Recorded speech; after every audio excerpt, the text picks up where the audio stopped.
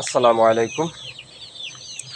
Abul farming থেকে আমি মোহাম্মদ আবুল হোসেন। মাশাল্লাহ, একই সাথে দেখেন 3টি জাতের বাচ্চা ব্রুডিং করতেছি। চীনার হাঁসের বাচ্চা, অরিজিনালি দেশি মুরগির বাচ্চা,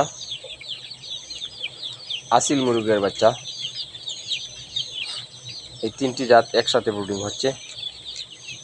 তো আপনারা যদি এভাবে একই জাত 3টি জাত একসাথে ব্রুডিং করতে চান, 7 দিন বা 5 দিন একসাথে করতে পারবেন। এরপর 5 থেকে 7 দিন পর আপনি আলাদা করে নিতে হবে। আলাদা করে আপনারা যদি না নেন, তাহলে এই যে চীনার হাঁসের বাচ্চা, ওরা কিন্তু পানি দিয়ে বাচ্চাগুলোকে ভিজিয়ে ঠান্ডা লেগে যেতে পারে। মুরগির যে বাচ্চা আছে, আসিলের বাচ্চা, এরকম ভিডিও পেতে আপনারা আমাকে স্টার দিয়ে আমার চ্যানেলটা ফলো করবেন এবং প্রতিদিনকার ভিডিও ও লাইভ পাবেন। ইউটিউবে যারা দেখছেন সাবস্ক্রাইব করে রাখবেন। আমাদের লোকেশন মৌলভীবাজার জেলা, জুড়ি উপজেলা, হামিদপুর গ্রাম। আপনারা জানেন গত কিছুদিন আগে আমাদের খামারে একটি ভাইরাসজনিত সমস্যার কারণে বিভিন্ন ধরনের আমার শৌখিন মুরগ সহ অনেকগুলা মুরগ আমার মারা গিয়েছিল। আপনারা অনেকেই দেখতে পাচ্ছেন। তাই আমি ধৈর্য নাহারা হয়ে আবার আমি নতুন প্যারেন্টস তৈরি করতেছি। আপনারা দোয়া করবেন এবং কিছু বাচ্চাও বিক্রি করব। আমার প্যারেন্টস যেগুলা রাখার, সেগুলার পরে যে বাচ্চাগুলা থাকবে ওই বাচ্চাগুলো আমরা বিক্রি করব। এখন হ্যাচিং চলতেছে টার্কি ও তিতিরের বাচ্চা, প্রায় 600 ডিমের হ্যাচিং চলছে।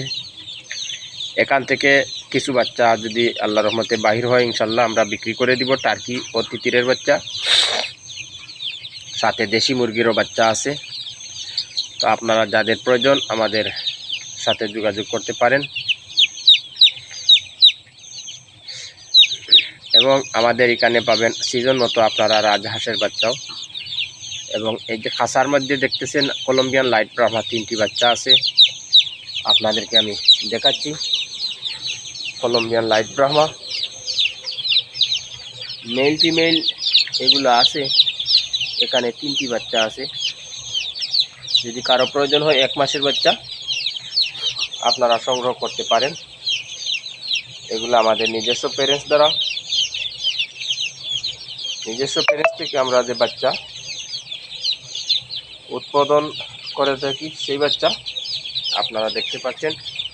সুস্থ সবল ভালো মানের বাচ্চা। এরকম ব্রাহ্মার বাচ্চা যদি আপনারা নিতে চান আমাদের সাথে যোগাযোগ করতে পারেন। এবং বিদ্যুতের যে সমস্যা দেখেন, আমরা বিদ্যুতের এই সমস্যার কারণে আমরা বিকল্প হিসাবে গ্যাসের সিলিন্ডার নিয়ে এসেছি। গ্যাস দিয়ে ব্রুডিং করতেছি। গ্যাস দিয়ে যদি আপনারা ব্রুডিং করেন, ইনশাল্লাহ ভালো একটা রেজাল্ট পাবেন। কিছুটা কষ্ট বাড়তি আসবে,